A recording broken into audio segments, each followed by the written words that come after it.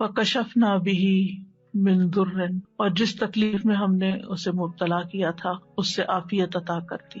وآتیناہ اہلہ ومثلہم معہم، اور جس طرح انہیں پہلے اللہ تعالیٰ نے اہل و عیال اور مال و دولت اور صحت اور عافیت عطا کی تھی، وہ سب چیزیں اللہ تعالیٰ نے لوٹا دی، بلکہ اور بھی زیادہ عطا کی.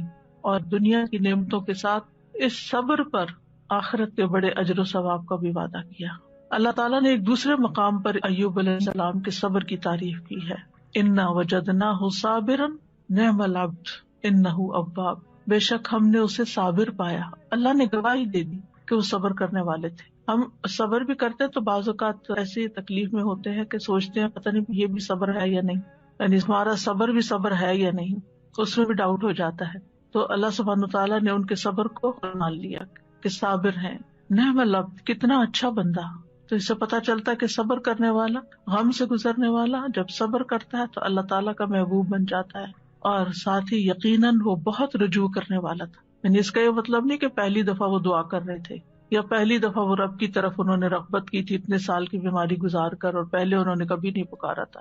انہ اواب، وہ بہت زیادہ رجوع کرنے والے تھے رب کی طرف، بہت زیادہ اپنے رب کو پکارنے والے تھے. پھر فرمایا رحمتا من عندنا، انہوں نے ارحم الراحمین کہا تو یہاں پر اللہ تعالیٰ نے ان کو اپنی رحمت سے نوازا. رحمتا من عندنا، اپنے پاس سے رحمت عطا کی. اور یہ رحمت کیا تھی؟ اول شدید بیماری اور تکلیف اور آزمائش کے ساتھ ان پر رحم کیا، پھر انہیں صبر کی توفیق دے کر ان پر رحم کیا، پھر دعا قبول کر کے ان پر رحم کیا، پھر دعا قبول کرنے کے بعد صحت کے ساتھ اور مال و دولت وغیرہ لوٹایا اس کے ساتھ. تو یہ سب کچھ اللہ تعالیٰ کی عظیم رحمت تھی. رحمتا من عندنا. اور پھر آپ دیکھیں کہ اس رحمت کا ایک ظاہری مینیفیسٹیشن کیا تھا. ابو ہریرہ رضی اللہ عنہ روایت کرتے ہیں کہ نبی صلی اللہ علیہ وسلم نے فرمایا، ایک بار ایوب علیہ السلام برہنہ غسل فرما رہے تھے کہ سونے کی ٹڈیاں آپ پر گرنے لگی، یعنی جیسے بارش ہوتی ہے. ایوب علیہ السلام انہیں اپنے کپڑے میں سمیٹنے لگے.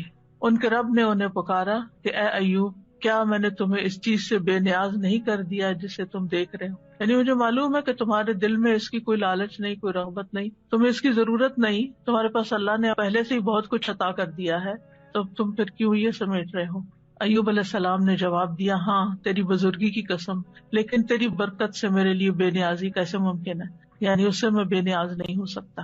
تو بندہ مومن جو ہے وہ اللہ سبحانہ تعالیٰ سے دعا بھی کرتا ہے اور استغنا بھی برتتا ہے، دل میں لالچ بھی نہیں رکھتا.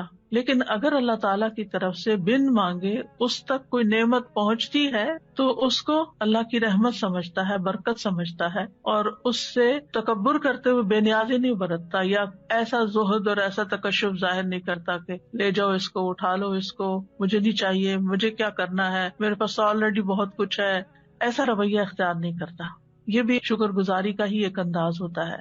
اور ان کے دل میں یعنی ایک طرح سے یہ شکر گزاری تھی کہ یہ اللہ کی طرف سے آ رہا ہے، کیونکہ ظاہر ہے کوئی انسان تو نظر نہیں آ رہا تھا جو ان پہ سونا برسا رہا ہو، اللہ سبحانہ تعالیٰ کی طرف سے ہی آ رہا تھا، اور ان کے وہم و گمان میں بھی نہیں تھا.